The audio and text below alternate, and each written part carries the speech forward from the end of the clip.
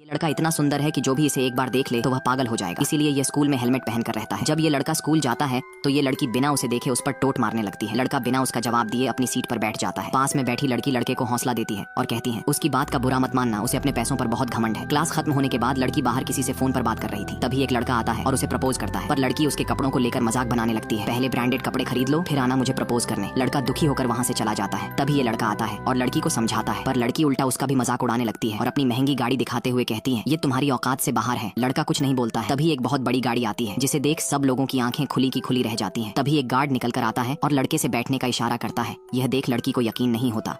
इस लड़के के डैड इतने अमीर हैं कि वह पूरे शहर को ही खरीद सकते हैं, फिर भी उनका लड़का एक सरकारी स्कूल में पढ़ता है, उसे कोई पहचान ना ले, इसलिए वह हेलमेट लगाकर रहता है। इस बात से लड़के के डैड काफी नाराज रहते हैं क्योंकि उनका बेटा एक सरकारी स्कूल में पढ़ता है और अब उनकी तबीयत प्रतिदिन बिगड़ती ही जा रही है। इसलिए वह चाहते हैं लड़के की शादी अपने दोस्त की बेटी के साथ कर दी जाए। लड़के को एक ऐसी लड़की चाहिए थी जो कि उसके पैसों से ना उससे प्यार करे। अगले दिन जब यह लड़का स्कूल जाता है तो सभी स्टूडेंट को अपना अपना पार्टनर चुनकर डांस क्लास में जाना था। ये लड़का इस लड़की से पूछता है क्या तुम मेरे साथ डांस क्लास में चलोगी? तभी लड़की कहती है अपनी शक्ल देखी। डांस क्लास में जाने के पीछे खड़ी लड़की लड़के से कहती है क्या तुम डांस क्लास में भी हेलमेट पहनकर जाओ? अगर किसी को हेलमेट लग गया, हाँ अगर तुम इस हेलमेट को उतार हैंडसम हुए तो मैं चल सकती हूँ। पर लड़का कहता मुझे तुम्हारे साथ नहीं जाना है। तभी लड़की जबरदस्ती हेलमेट उतरने लगती। हेलमेट उतारते ही सभी लड़कियां पहचान जाती हैं कि इसके डैड इस शहर के सबसे अमीर आदमी हैं, जिस पर लड़कियां मरती हैं। अब वह लड़की दौड़ कर आती, कहती कि मैं तो मजाक कर रही थी। अगले दिन ये लड़की इस लड़के के घर पहुंच गई थी। दरअसल इन दोनों के पिता अच्छे दोस्त थे और लड़की के पिता चाहते थे कि वह उनके दोस्त की लड़की के साथ शादी कर ले और लड़का तैयार नहीं होता है। वह बताता है ये लड़की सिर्फ पैसों से प्यार करती है और मुझे ऐसी लड़की नहीं चाहिए। अगले दिन ये लड़का क्लास में उसे लड़की से बात करना शुरू कर देता है जो उसे सबसे पहले हौसला देती है। लड़का उससे पूछता है क्या तुम मेरे बारे में नहीं? लड़के को बड़ी हैरानी होती है, जहाँ एक तरफ सारी लड़कियां उसके पीछे पागल हैं, वहीं इस लड़की को इंटरेस्ट ही नहीं है। लड़का उससे पूछता है क्या तुम मेरे साथ कहीं घूमने चलोगी? लड़की तैयार हो जाती है, पर ये जहाँ भी जाते हैं सब इन्हें ही देखते रहते हैं। तभी अचानक इन दोनों को एक साथ ये लड़की भी देख लेती है, जिसे बहुत गुस्सा आ रहा था, पर यह दोनों बिना किसी की परवाह करें एक दूसरे के करीब आते गए। और एक दिन लड़के ने लड़की को अपने घर बुलाया। लड़की जब घर को देखती है तो हैरान रह जाती है। वह लड़के को साफ साफ बता देती है मैं तुम्हारे जितनी अमीर नहीं हूँ, मैं बहुत ही गरीब घर से हूँ। तभी लड़का कहता है तुम्हें परेशान होने की जरूरत नहीं है और वह उसे अपनी फैमिली से मिलाता है, जहाँ पर लड़के के पिता लड़की से पूछते हैं तुम्हारे माता पिता क्या करते हैं? लड़की बताती है कि मेरे पिता एक सिक्योरिटी गार्ड है और मेरी माँ स्टोर पर काम करती है। तभी लड़का बीच में बोलता है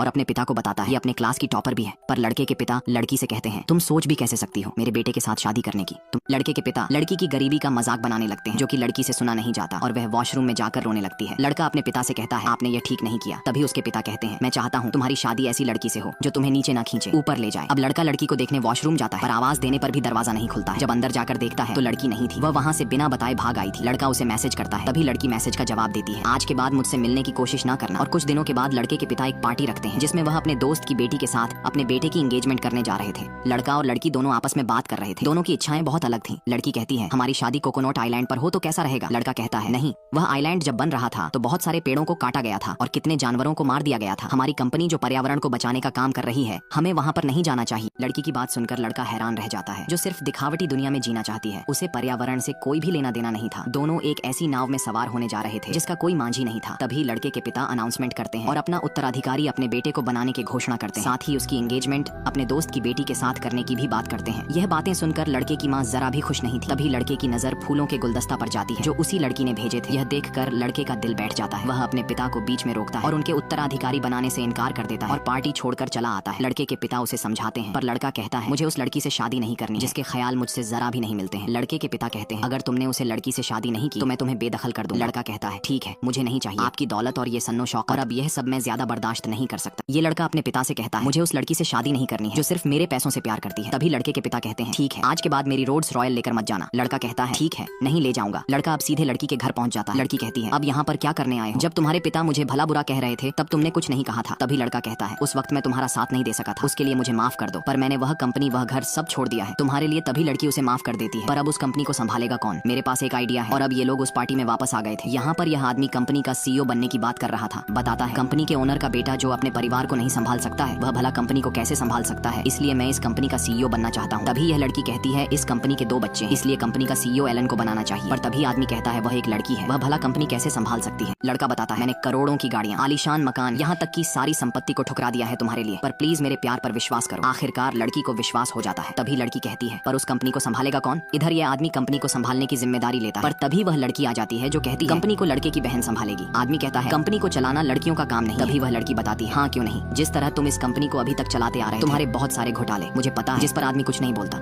लड़की अब कंपनी की सीईओ बन गई थी। कंपनी दिन प्रतिदिन मुनाफे में जा रही थी। लड़के के पिता भी इस लड़की को अपनी बहू के रूप में स्वीकार कर ले। कैसा गांव जहाँ का महाराज अगर किसी लड़की को सेवा के लिए चुन लेता है तो वो लड़की अपने आप को भाग्यशाली मानती है। दरअसल इसका नाम कृष्णा होता है, जो कि एक लेखक होता है जो किसी जातिवाद को बढ़ावा नहीं बल्कि एक भिखारी का झूठा भी खा लेने की हिम्मत रखता था। उसकी इस प्रकार की सोच लोगों पर अच्छा प्रभाव डालने लगी। शहर का हर नामचीन आदमी उसका लेख पढ़ा करता था। इसका नाम किशोरी होता है, जो गाँव की बहुत खूबसूरत लड़की थी। कृष्णा और किशोरी एक दूसरे से प्रेम करते थे। कृष्णा उसको रंग लगाना चाहता था, लेकिन वो उसको मना करती है कि सबसे पहले गाँव के महाराज ही सबको रंग लगाते हैं। दरअसल महाराज को कृष्ण का वंशज माना जाता है और गाँव के लोग उसको भगवान के जैसे पूजते हैं। सभी आदमी अपने आप को महाराज का सेवक मानते थे। आज होली का दिन होता है और महाराज ही इस त्योहार की शुरुआत करता है। किशोरी की खूबसूरती को देखकर महाराज मोहित हो जाता है और महाराज उसको सेवा के लिए चुन लेता है। उसकी माँ खुद उसको महाराज की सेवा में छोड़ने आती है। अब किशोरी अंदर आ जाती है जहाँ महाराज भी होता है। इधर कृष्णा किशोरी को ढूंढ रहा होता है। तभी उसको पता चलता है कि किशोरी को महाराज ने सेवा के लिए चुना है। यहाँ किशोरी उसके चरण दबा ही रही थी कि महाराज उसको अपने पास बैठा लेता है। और इधर दो आदमी अंदर की कुश्ती देखने के लिए दरबान से पूछते हैं। दरबान उनसे 1000 में डील करता है। तभी किशोरी का मंगेतर उसको ढूंढता हुआ वहाँ आता है। जब दरबान को पता चलता है कि वो उसकी मंगेतर है तो वो उसको अंदर जाने की इजाजत दे देता है। जब वो अंदर आता है तो देखता है कि यहाँ के नौकर अंदर ऐसे देख रहे हैं जैसे कोई इमरान हाशमी की मूवी चल रही हो। जब वो खिड़की से देखता है तो अंदर का नजारा देखकर वो हैरान हो जाता है। उसको बहुत गुस्सा आ जाता है। वो दरबान को धक्का देकर अंदर आ जाता है जहाँ सभी लोग लाइव मूवी का मजा ले रहे थे। किशोरी उसको देखकर डर जाती है। कृष्णा उसको बोलता है मुझको तुमसे ऐसी उम्मीद नहीं थी कि तुम चरण सेवा की जगह ऐसा काम करोगी। तभी महाराज बोलता है ये तो एक परंपरा है, तुम्हारी किशोरी मेरी झूठन होकर मोक्ष प्राप्त करेगी। कृष्णा उसको यहाँ से चलने के लिए कहता है, लेकिन किशोरी मना करती है कि मैं सेवा पूरी होने पर ही यहाँ से आऊंगी। और कृष्णा उससे रिश्ता तोड़कर वहाँ से चला जाता है। अब वो अपने घर आ जाता है और बहुत रोता है। उसको विश्वास नहीं आता कि किशोरी ऐसा काम कर सकती है, क्योंकि वे दोनों एक दूसरे से बहुत प्यार करते थे। अब अगले दिन वो किशोरी को सामने देखता है। किशोरी उसको समझाने की कोशिश करती है कि वो एक सेवा थी, नसीब वालों को ऐसा मौका मिलता है। लेकिन कृष्णा एक सुलझा हुआ इंसान था जो धर्म के इस तरह के रीति रिवाज को मानने से इनकार करता है और बोलता है कि तुम उस महाराज के पास जाने से मना कर सकती थी, लेकिन तुमने ऐसा नहीं किया। वो उसको अपनी बात बोलती है, लेकिन कृष्णा उससे अपना रिश्ता हमेशा के लिए तोड़ देता है। यहाँ किशोरी महाराज को बताती है कि कृष्णा ने सगाई तोड़ दी है। महाराज बोलता है कि सब कुछ भगवान की मर्जी से होता है, तुम अब मेरे पास मेरी बन के रहो। अब किशोरी जैसे ही सोकर उठती है उसको पता चलता है कि महाराज आरती के लिए गए हैं, इसलिए वो जल्दी से सजने लगती है। यहाँ किशोरी दरवाजे पर महाराज के खड़ाऊ देखती है और उसको पता चलता है कि महाराज अंदर उसकी छोटी बहन के साथ है। वो तभी गुस्से में आती है और उसको वहाँ से बाहर भेजती है। उसको अब महाराज का असली रूप समझ आ गया था। वो बोलती है कि मैं तो आपको भगवान मानती थी, लेकिन आप तो सेवा के नाम पर अपना उल्लू सीधा करते हो। अब वो चली जाती है और अपनी बहन को भी साथ ले जाती है और उसको वहाँ जाने से मना करती है। अब उसको फील होता है कि जिस पर हक कृष्णा का था वो मैं उस महाराज को दे आई। वो अब पछताती है कि जो कृष्णा मुझसे प्यार करता था उसको मैंने खो दिया।